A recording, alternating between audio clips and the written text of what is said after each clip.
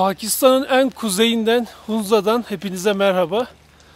Buraya Hunzaları ve Hunza Türklerini araştırmaya geldim. Ama yol çok uzundu. İslamabad'dan buraya geliş 2 gün sürdü.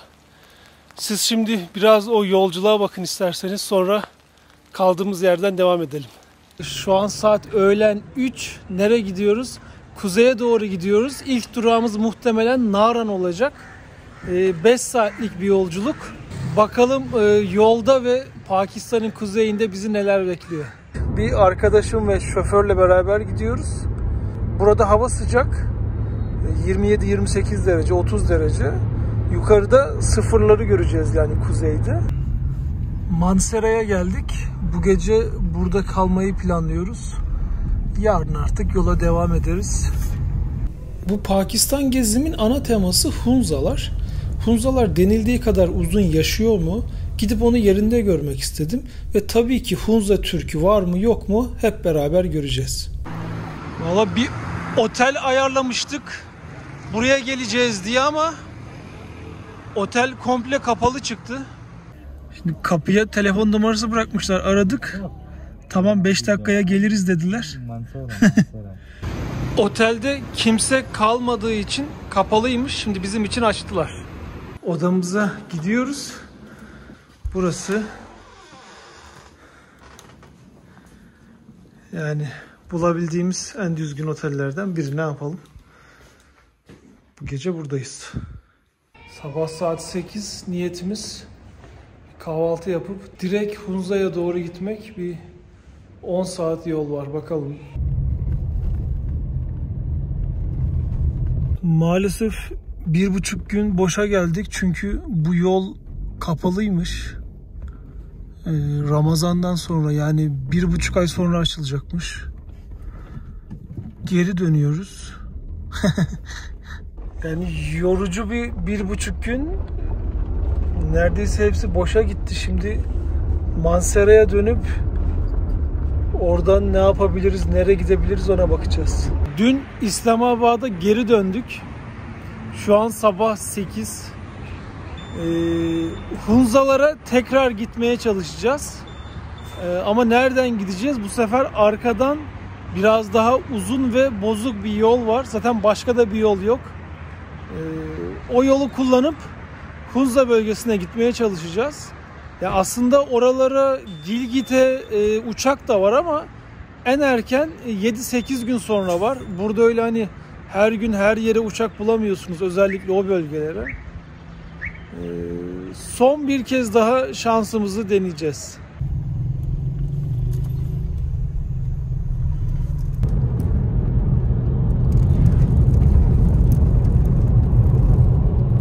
Yola çıkalı İslamabad'dan 4 saat oldu.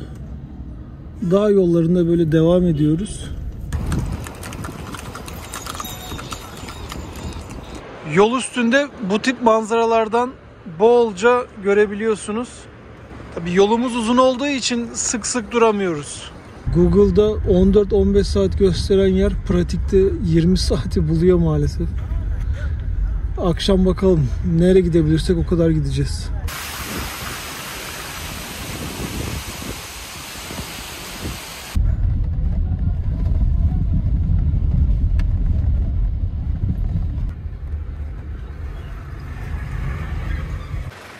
...9 saattir yoldayız. Yol ilk başlarda güzeldi ama sonra maalesef böyle olmaya başladı. Yani nasıl diyeyim... ...yarım saat bekliyoruz, 5 dakika gidiyoruz, 10 dakika gidiyoruz. Yol kısmen biraz daha açıldı ama yine tabii toprak, köy yolu.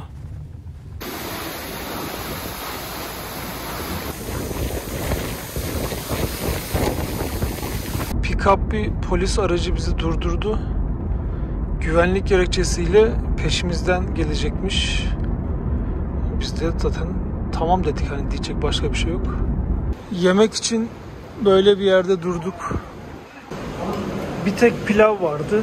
Biz de bunu söyledik. Pilav fena değildi. Tabii yolda böyle bir yer için beklediğimden daha iyi. Hava kararmadan gitmeyi planlıyoruz. Bugün bizim planımız direkt Hunza'ya gitmekti. Yani 14-15 saate. Ama biz 14 saate yolun yarısını ancak gidebileceğiz maalesef. Ayda araba kaldı orada. Eyvah eyvah.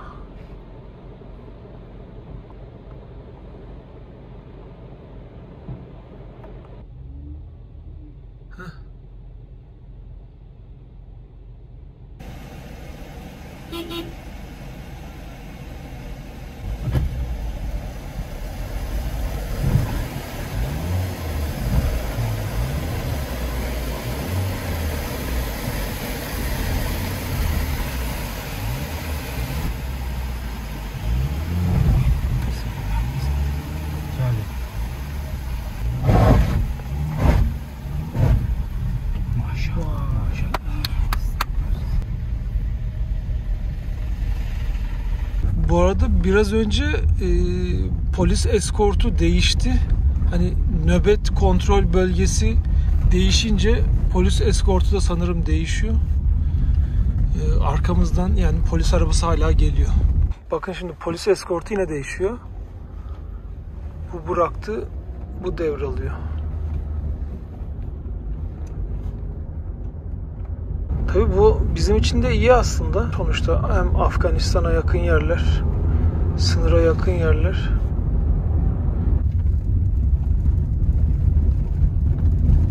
Bu oteli bulduk. Direkt yerleşiyoruz. Yani gayet iyi. Buna da şükür diyoruz.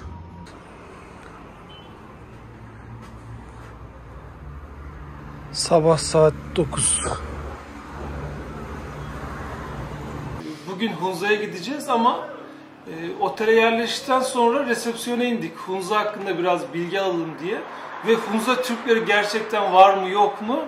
Onu resepsiyondaki Mümtaz abiye soralım diye. Mümtaz abiye sorduk. Ben Hunza Türk'üyüm dedi direkt. Tabii şaşırdık. Hani zaten kendi görüntüsü de Türklere çok benziyor. Bizim aynı dizilerdeki oyuncular gibi. Mümtaz abi, what do you think about Hunza Turks? What can you say?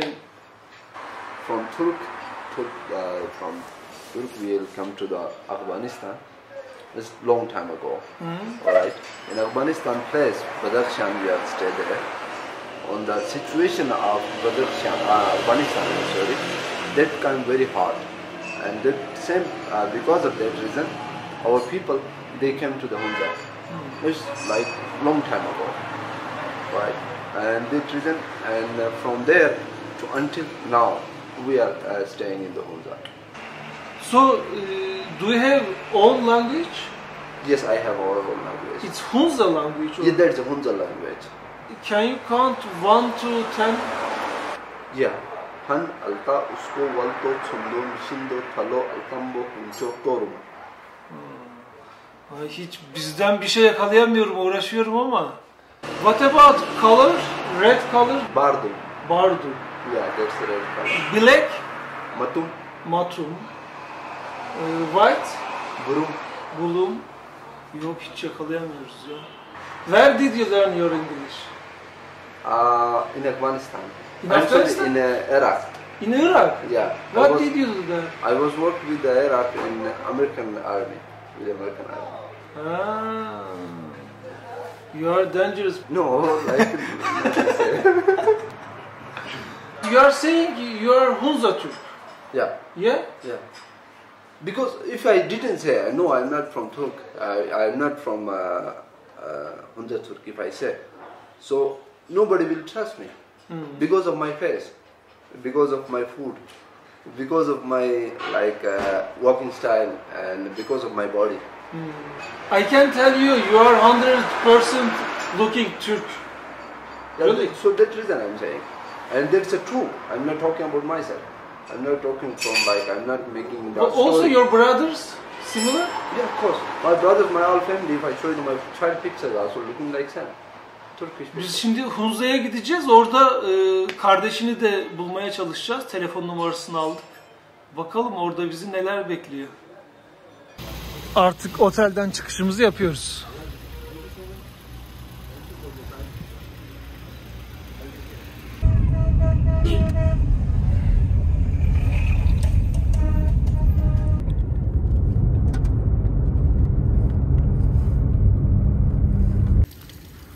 Kahvaltı için mola verdik.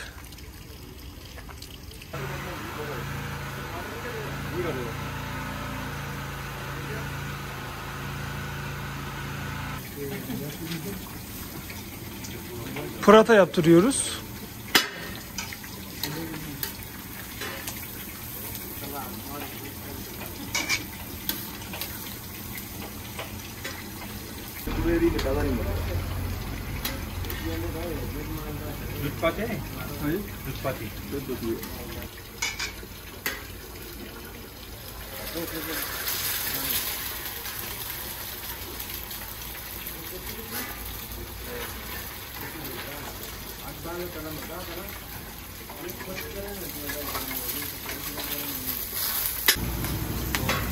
İki tane sade yumurta, bir tane ise Pakistan usulü böyle hafif menemen gibi.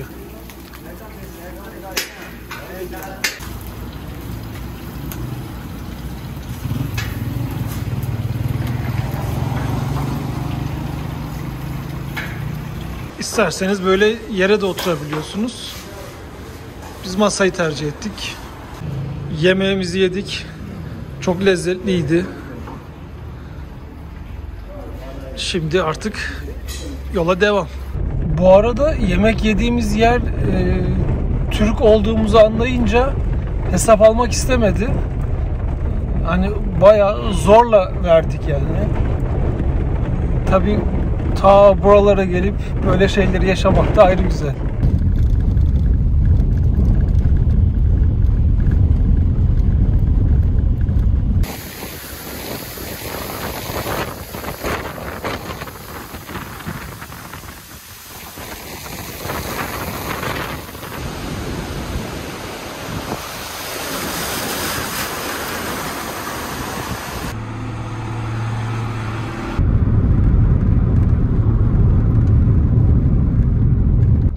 Daha önce söylemiştim ama yine söyleyeyim. Bu kamyonların arkasında hep böyle siyah kumaşlar görebiliyoruz. O da nazar için, nazardan korumak için kamyonu.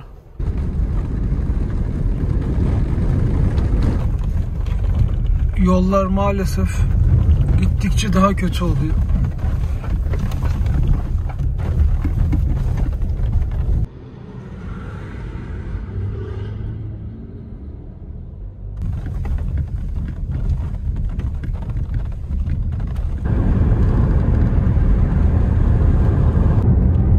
Yol tekrar güzelleşti. İnşallah böyle devam eder.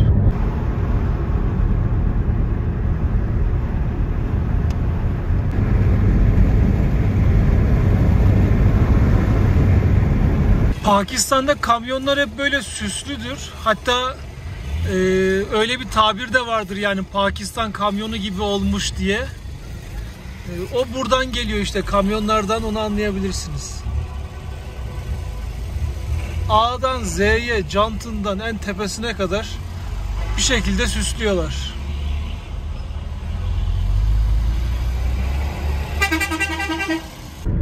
Yol kenarında tabii birçok meyve sebze satanlar oluyor. Biz de gördükçe alıyoruz. Bu da kavun. Çok lezzetli. Bizdekilere göre sert ama tadı güzel.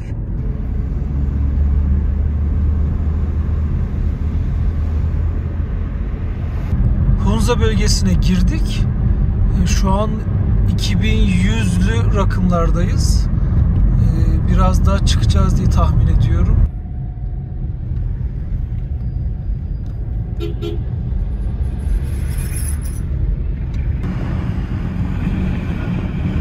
Wow, çok güzel be.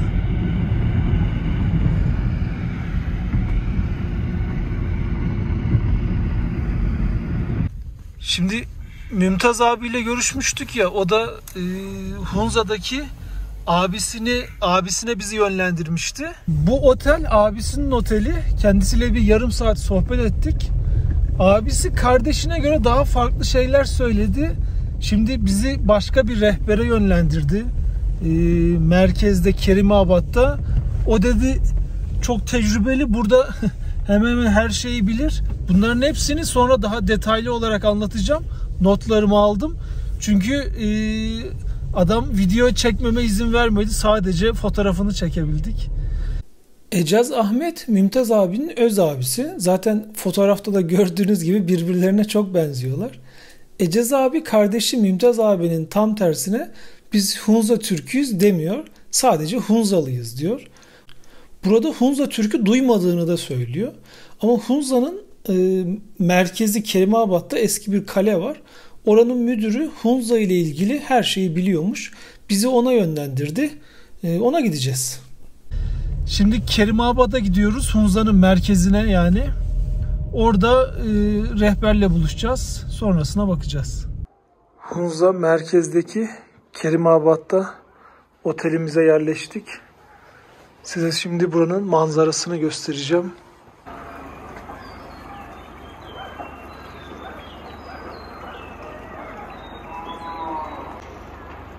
Çok güzel değil mi ya? Acayip heybetli.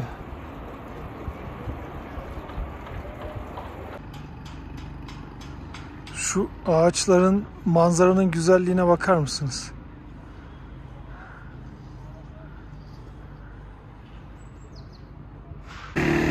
Hunza'nın akşamına bakalım diye böyle bir dolanmak için dışarı çıktık. Her yerde jeneratör sesi duyuyorsunuz çünkü Hunza'da günde sadece 2 saat elektrik veriliyor. Herkes kendi jeneratörünü kullanıyor. Hani burada Hunza Türkleri yaşamış mı anlamaya çalışıyoruz ya. Kilim halı varsa onların üzerindeki desenlerden de bunu biraz anlayabiliriz. İçeride bir şeyler var. Bir izin alıp bakalım. No, inside further I made. Now you try. Abimizin adı Didar Ali. Yes. Bu tezgahta bu şallar ve benzeri şeyler üretiliyor. Ben ama bu kilimleri sordum. O kilimleri de evdeki ev hanımlarımız yapıyor diyor. O desenler de Türk desenleri, internetten desenlere bakıp yapıyorlar dedi. Onların kilimlerin büyüğü de burada. Bu deve yünün tüyünden yapılıyor yani deve yünü diyeyim. Değerli ve pahalı tabii. Bu Hunza'nın geleneksel şapkasıymış. Koyun ya da deve tüyünden, yününden yapılıyor. Gayet de rahat yani. Thank you so much. Didar Ali. Welcome sir. Didar Ali abi, aga. Bu dükkanın sahibi Manzur abi. Ben önce şunu sordum, adı ne dedim? Kilim dedi. Dedim Hunza dilindeki adı ne? Gilim dedi o zaman da. Mesela bu dizaynı sordum. Direkt Kazak dizayn dedi. Kazakistan'dan. Gördüğünüz gibi uğradığımız 2 dükkanın sahibi de aynı Türklere benziyor. Bizlere benziyor. Sanki Anadolu'da bir şehre gitmişiz gibi. Dediğim gibi şehirde elektrik yok. Günde 2 saat elektrik veriliyor. Herkes kendi jeneratörüyle elektriğe ulaşabiliyor bu ufak dükkanlarda.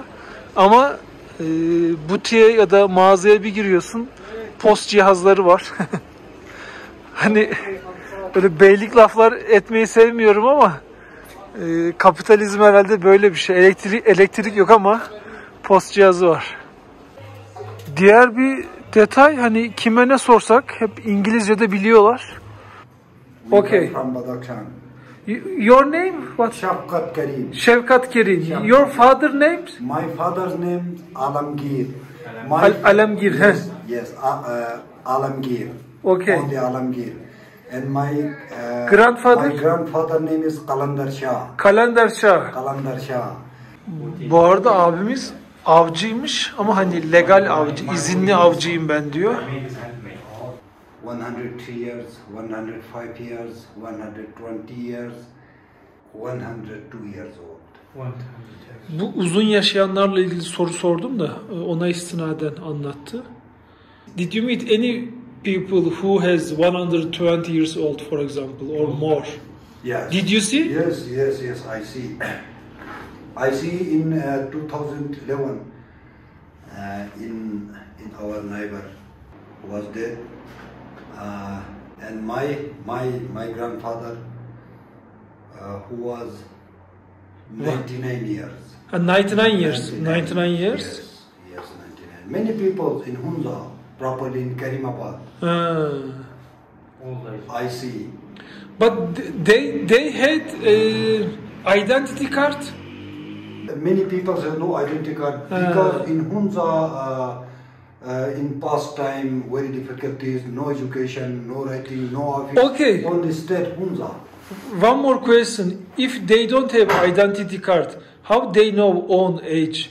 After 90 years old, maybe they can lose their mind. Another person's right. Example, today I have a son, but a son, I write his birthday. In houses, on pillars, many places. Also they wrote, yeah? Yeah. Yes. So is it true story? True story. 104%. Thank you so much. We will come here tomorrow. Nice to meet you. Thank you very much. Sirgu.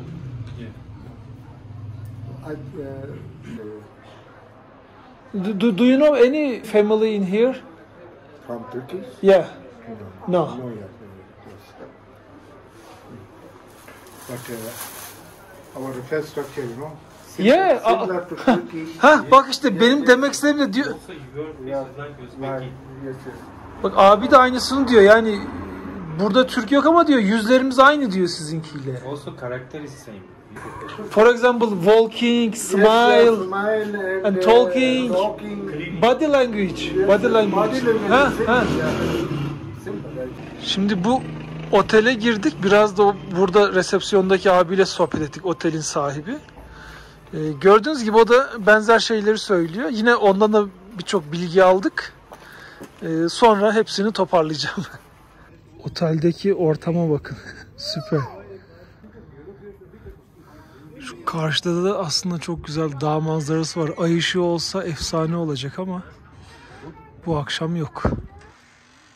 Gece artık otele döndük. Elektrikler kesik. Jeneratör arada çalışıyor. Bugün bayağı verimli geçti. Birçok şey öğrendik. Yarın devam edeceğiz. Sabah erkenden kalktım. Şimdi burada bir drone uçuralım. Hava biraz sisli ama artık olduğu kadar.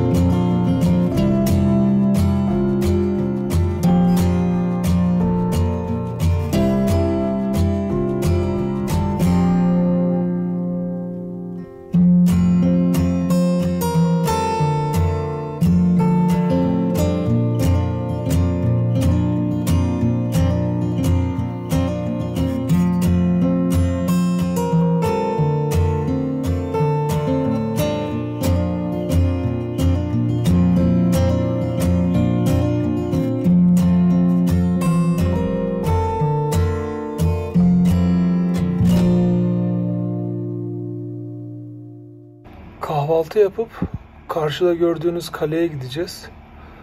Orada Ecaz adında yetkili ve Hunza hakkında bayağı bilgili biri var. Onu bulup soracaklarımızı soracağız bakalım.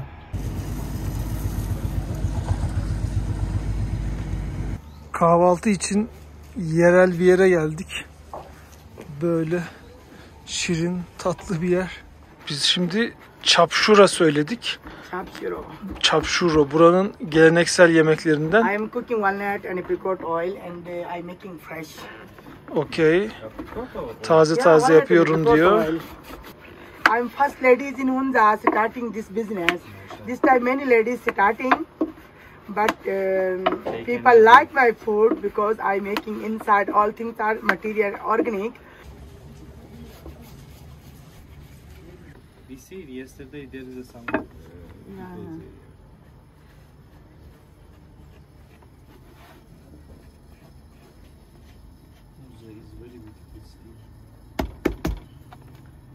Hunza is no only beautiful piece. Very important. Yeah. And cooking walnut and apricot oil. Kayısı ve ceviz My yağı. organic masala. I use to organic masala. Everything Okay. is fine. Everything organic. Bütün baharatları vesairesi hep organik diyor. Where did you learn your English? My English not good. But how did you learn? I've been in school. I read only one book for English in school.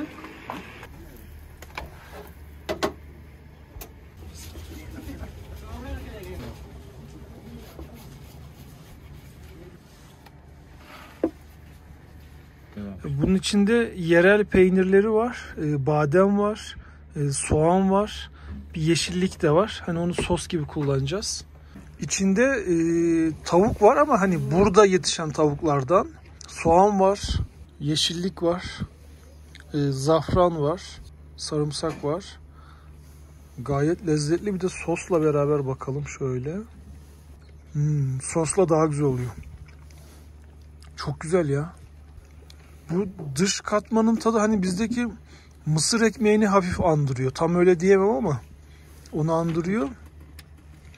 İçindeki tavuk tadını da alıyorsunuz.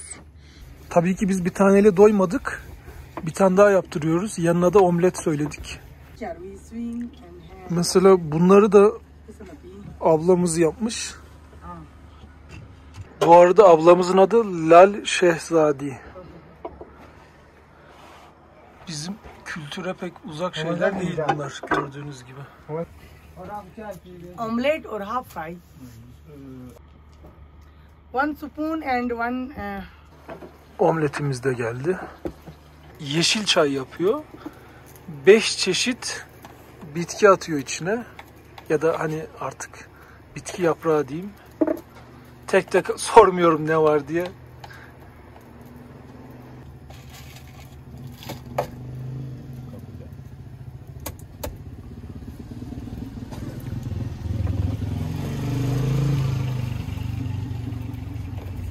Çayımız da hazır. No sugar inside. No sugar. Yeah. We not use sugar. In another our Pakistan. Bitki çayı hani böyle gerçek bitki çayı diyebilirim. Her yudumda o bitkiyi, yaprağın tadını hissediyorsunuz. Şimdi kaleye doğru yürüyoruz. Bu arada Lal ablamız 39 yaşındaymış. 4 çocuğu var. Bayağı sohbet ettik, yemek yedik. Yemekler gerçekten çok güzeldi.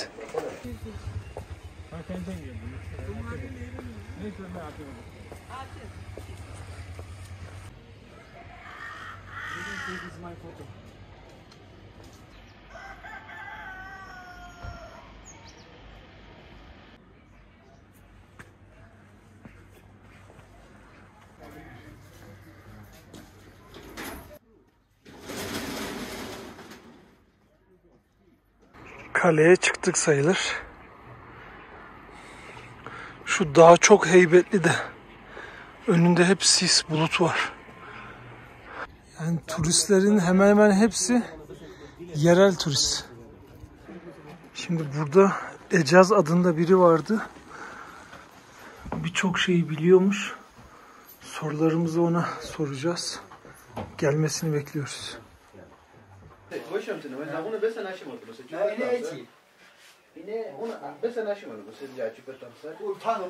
Burada da bir beşik var.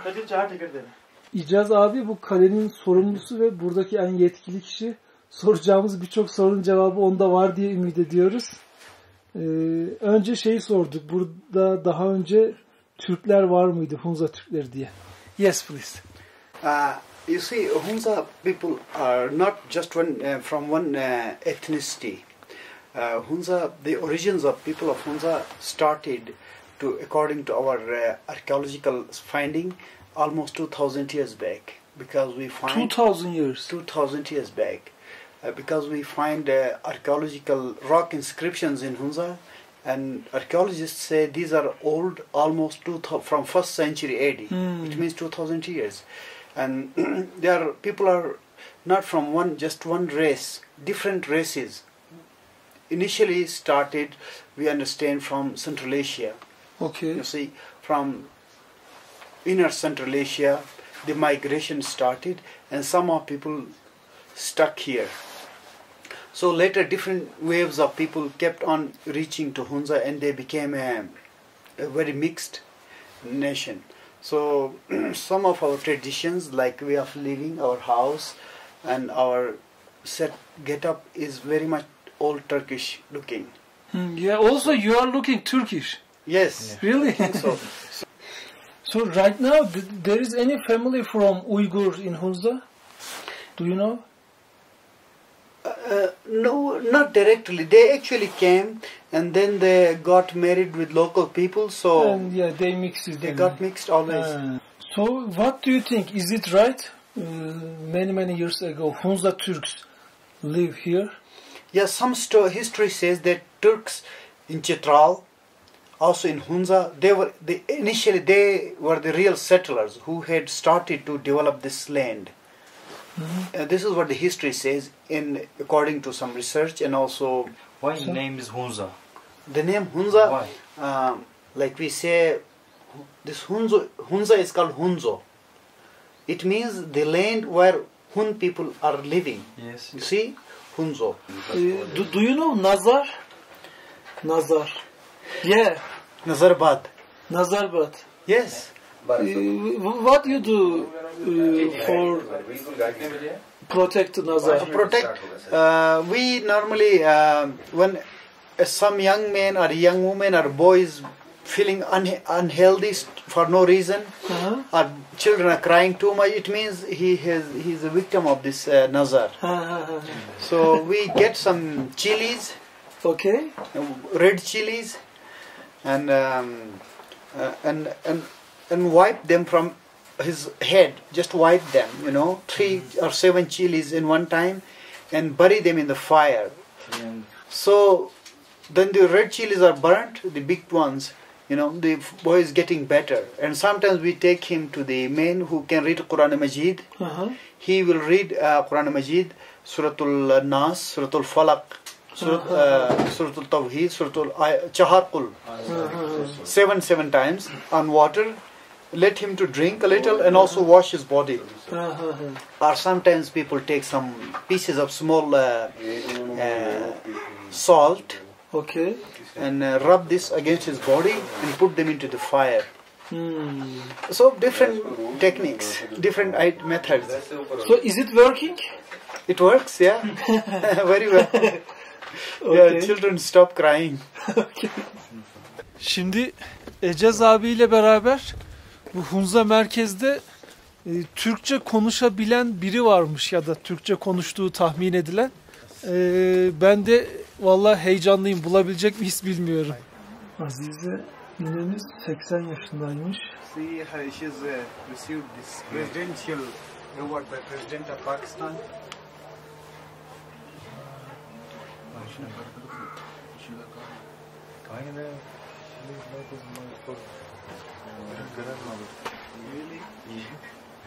Abi bulduk. Okuldaymış. Okula geldik. Ishaq, my friend. İshak. Şimdi abimiz biraz çekindi tabii kamerayı görünce. Bir oturalım 5 dakika konuşalım dedi. I offer you tea and you can talk to him. Okay, thank you. Ne? Turkish. Turkey ka Kashkari zaba shande be.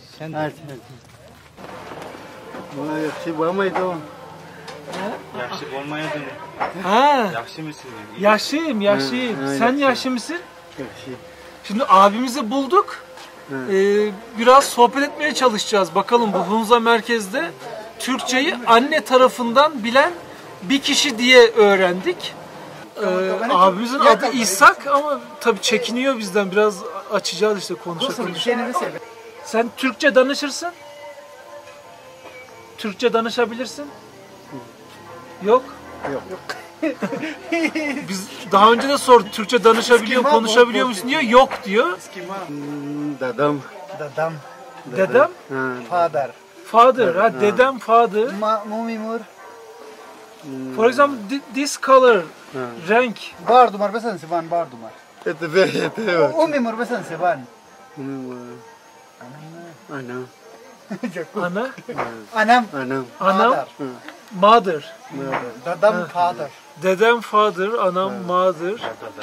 Daha Dada. mesela Nagu varsayız. Ne yaparsınız? daha sen Gidersin. Gidersin.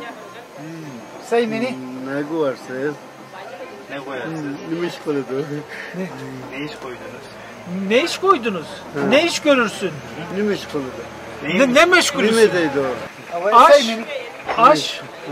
It's a super. Nan, aş. Ash. Aş. Yemek. Ha. Aş. Ha, ha. Water, drink water. Sealer. Su. He? Su. Su. Su. Ha. Tamam. His mother was speaking totally fine, But she, she died. His mother was a good speaker. anan Anam. Uygur Türk. Yagurtu. Uygur'dan. Ha, Sincan'dan. Olalım bugna, sarakulu bugna. Ha. Yakın. Yarkan. Yerken. Yarkan is the city. Yerken City. Yakın. Xinjiang. Ha. 1, 2, 3. 6, 7, 9, 5, 10, 4, 10. Ha? Ha? Sen 30, 35. Ha? 35, 10. Ha?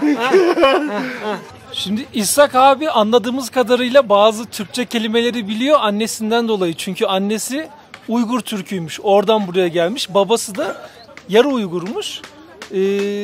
Çok utandı. Biz de daha fazla zorlamadık. O şimdi okula döndü.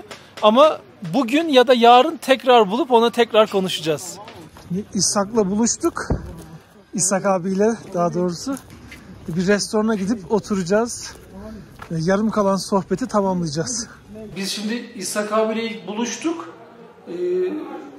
Yani böyle kelime yakalamaya çalıştık. İşte yoku biliyor, suyu biliyor. Hani böyle zorlayınca bir şeyler çıkıyor. Ama tabii Türkçe konuşunca anlamak mümkün değil. Onu anlamıyor kesinlikle. Hani ben illaki Türkçe konuşturtmaya çalışmıyorum. Ya da burada illaki Türkçe konuşanlar var demeye de çalışmıyorum. Ailesi zaten Sincan tarafından gelmiş. Oradakiler zaten Türkçe konuşuyor. Bu Hunza bölgesinde de farklı milletten insanlar var. Özellikle de Orta Asya'dan gelenler. Yani ben şunu anlıyorum buradan. Sincan bölgesinden zamanında gelmiş olanlar bir şekilde burada çocuklarına Türkçe öğretmiş. Ama belki Tacikistan'dan gelenler, belki Afganistan'dan gelenler de öyle bir şey olmadı. Şimdiye kadar anladığım bu. Ama tabii yarın da buradayız. Sonrasında hepsini toplayacağım. İshak abinin annesinin ailesi, yani annesi tarafı hala Sincan bölgesindeymiş. Videonun devamında genel yorumumu yapacağım. Şimdilik bu kadar. Videoyu kapattık. Hatırladım dedi. Kanca? Kanca pul diyor. Hani ne kadar yani? Kaç lira? Videoyu kapatmamızı bekliyordu. Tamam, yine kapatalım, söylerse açacağız yine. Hunza'daki 3. günümüz. Ama şu manzara bize kendini sadece ilk gün çok güzel gösterdi. Sonra ise hep sisli ya da bulutluydu. Tabii en azından buna da şükür. İlk gün gördük. Hunza gezimi bitirdim. Şu an Samsun'daki evimdeyim. Bir kısa yorumumu yapacağım. Önce şu uzun yaş muhabbetinden biraz bahsetmek istiyorum. Hani bizde internette aradığınızda Hunzalar ya da Hunza Türkleri 140 yıl, 160 yıl yaşıyormuş gibi haberler var ama hepsi tamamen yalan. Bu konuyla ilgili bizim Türk gazetelerin ya da haberleri sitelerinin yaptığı bir araştırma zaten yok. Hepsi kaynaksız haberler. Benim araştırmamda ve oraya gittiğimde konuştuğum bir iki kişiden de öğrendiğim, Avrupa'dan bir kişi, bir araştırmacı gidip orada birkaç yıl kalmış. Birçok şey araştırmış. Tabii bu konuyu da araştırmış. Adamın ulaştığı sonuç kabaca şöyle: yani öyle bir uzun yaşam kesinlikle yok. Ben orada 3 gün kaldım. Neyi gördüm? İnsanlarla konuşuyorsun, sohbet ediyorsun. Çok sıcakkanlılar, her şey güzel ama çok abartıyorlar. Yani abartmayı ve kendilerini övmeyi biraz seviyorlar. Sanırım bu yaş muhabbeti de öyle çıkmış. Yani hani biz işte organik besleniyoruz, 140 yıl yaşıyoruz, 130 yıl yaşıyoruz diyorlar. Diyorum nereden biliyorsun hani kim 130-140 yıl yaşamış? Diyor onlar bir önceki nesildeydi diyor. Diyorum kimlik kartları var mıydı? Kimlik kartları yoktu diyor. Nereden biliyorsun yaşını bu sefer diyorum. İşte evde duvarlara yazıyorlardı diyorlar. Kimisi evdeki Kur'an-ı Kerim'in arka sayfasına yazılırdı diyor ya da kitabın artık her neyse. Velhasıl hani bununla ilgili bir bilimsel kaynak, bilimsel bir sonuç yok. Tamam organik besleniyorlar ama bizim köyümüzde de yani Türkiye'deki köylere de gitseniz sanırım 100 yaşının üzerinde birilerini bulursunuz. Orada da aynısı var. Yani yaş konusuna kesinlikle inanmayın. Yani Hunzaların ya da Hunza Türklerinin öyle 130-140 yıl yaşadığı yok. O gerçek değil. Şimdi gelelim Hunza Türklerine. Hunza Türkleri ile ilgili de yani kesin olarak aha işte bu var, Hunza Türkleri burada ya da Hunza Türkleri burada yaşamış diyebileceğim bir kanıt yok. Ama neyi görüyorsun? Sokakta yürüyorsun, ya insanlarla tanışıyorsun. Birebir Türk siması, yürüyüşleri, konuşmaları, vücut dilleri tamamen Türk gibi. O da benim yorumlamam şu, videoda da anlattım birçok yerde. İcaz abi de bahsetti zaten. Hunza'ya Orta Asya'dan gelenler olmuş. Uygur bölgesinden gelenler olmuş. Özellikle de Uygur bölgesinden gelenler Türkçeyi de oraya getirmişler. İşte birkaç kişiyle tanıştık. Hep diyorlar bizim annem, babam Uygurdu. Hala bazı akrabalarımız orada. Yani onlar çok güzel Türkçe konuşuyor ama biz unuttuk diyorlar. Ya onlar muhtemelen gelirken kültürü de getirmişler. Genleri de getirmişler. Ama zamanla bu dil kaybolmuş. Yani Hunzaların kendine has dilleri var. Ama hani Türkçe benzer kelime hiç yok desem yeridir. Bu geleneklerinden yola çıkarak anlamak istedim. Ecez abiye şeyi de sordum. Sizde düğünler nasıl, adetler nasıl, başlık parası var mı mesela? Dedi bizde gelinin annesine ya da ailesine, babasına başlık parası verilmez dedi. Geline altın verilir dedi. Eğer hani altın bulunamıyorsa onun yerine koç, keçi ya da büyükbaş hayvan verilebilir dedi. Şeyi sordum peki düğün eğlencesinde ya da o gün havaya ateş eder misiniz diye. Bunu çünkü ben İran'da Kaşgay Türklerinin obasına gittiğimde oba liderine de sormuştum. O da tabii ki havaya ateş ediyoruz biz demişti. Sebebi ne demiştim? Kötü ruhları kovmak için demişti. Ecez abiye sordum. O dedi hani kutlama için yapıyorlar galiba. Sebebini tam bilmiyorum dedi. Ben ona Kaşgay Türklerini anlattım biraz. Böyle böyle demişler dedim. Çok mantıklı geldi. Doğru diyorsun olabilir dedi. Bu kötü ruhları o tip burada şamanlar da var hatta dedi. Yani onunla bağlantılı şeyler olabilir dedi. Zaten bu da aslında şamanik şeyden geliyor. O havaya ateş etme kültürü ta oralarda bile var. Yani İran'daki Kaşgay Türklerinde de var, bizde de var. İşte Hunza'da da var. Diğer bir detay burada mesela Gilgit adında bir şehir de var. Aslında o Gilgit Gelgit'ten geliyormuş. Gelgit nereden geliyor? Burası İpek yolunun üstünde. O yolda gide gele adını Gelgit koymuşlar. Ben İpek yolundaki birçok bölgede bulundum. Yani eğer İpek yolunda gidiyorsanız oradaki Türk izlerini görmemeniz mümkün değil. Kesinlikle Türk izlerini görürsünüz. Hunza da onlardan biri. Sonuç olarak benim yorumum Hunza Türkleri orada yaşamış. Hala da yani biraz çok arasan köyleri falan bulunur. Ama gidip böyle Türkçe konuşmak falan mümkün değil. Zamanla da dediğim gibi dil unutulmuş, kültür kalmış biraz. Ama işte şu gitmemiş, genler kaybolmamış. O genleri hala orada görüyorsunuz. Tabii oraya bir Türkolog gitse, dil bilimcisi gitse, yani çok daha ciddi araştırmalar yapıp belki çok daha güzel videolar, çok daha güzel bilgilere ulaşabilirler. Ben fotoğrafçıyım, gezginim. Amatörce gittiğim yerde bu tip şeyleri araştırmayı seviyorum. Hunzalarla ilgili de öğrendiklerim, gördüklerim böyleydi. Zorlu bir geziydi ama bence buna kesinlikle değdi. Sonraki videolarda görüşmek üzere.